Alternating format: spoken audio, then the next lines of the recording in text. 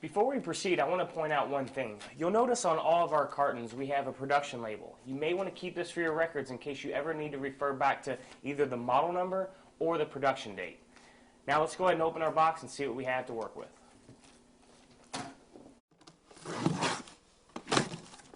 Now that I have everything out of the carton, I'd like to go over all of the items that you're going to receive. Now, depending on what unit you've purchased will determine how many waste containers you'll receive, but today we're going to be working with our 35-quart waste container.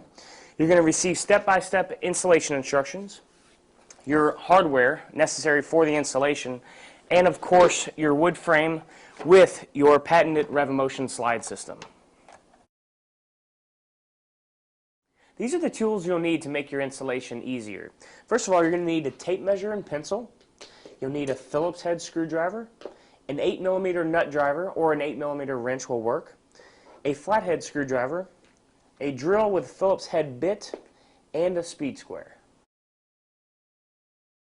In preparation before our installation, we're going to need to first remove our gas piston from our waste container frame. Using a flathead screwdriver, it's easy to go ahead and pry the retainer clips up and remove those out of the way, and then you can gently remove the piston from the arms. Then we will gently remove the slides from the waste container frame.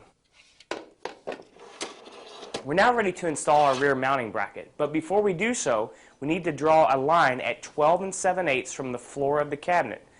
Using your speed square, this will help you draw a line so you can mount your bracket square. Now that we have our line drawn, we're ready to install our rear mounting bracket. One important note is that you'll notice that in our brackets we have a middle slot here.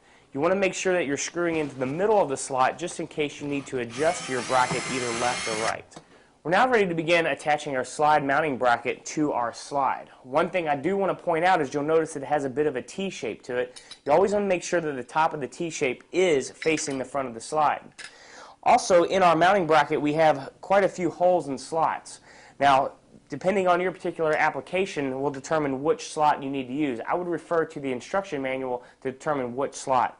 Now also, if your application doesn't work with one of the predetermined hole locations, it actually has some slots that will give you infinite amount of mounting locations. For frameless cabinets or wider installations, we have supplied these mending plates. What this will allow you to do is to install your product in much larger openings. For today, we'll be choosing slot C, and we're going to go ahead and begin by attaching our 8mm nuts with our screws provided and attach those together. We're now ready to begin by attaching our slides to our face frame of our cabinet, but before we do so, we need to actually measure from the floor of our cabinet up 10 11/16 for the proper hole location. Next, we're going to grab our slide and we're going to go ahead and install it into the socket in the rear of the cabinet, and then we'll proceed by screwing that into the face frame. One thing I want to point out is you want to make sure that that line that you drew at 10 11/16 is at the bottom of this bracket. Next, we're going to take our top mount frame and we're going to reinstall it into our slide assembly. And once you have it installed, you want to make sure and cycle the unit a few times just to make sure everything is gliding perfectly. Now we're ready to install our adjustable floor mounting bracket. Once you've installed the floor mounting bracket to the slide system, you want to be absolutely sure that the foot is perpendicular to the floor. Next, we're going to grab our door and we're going to mount it to our waste container.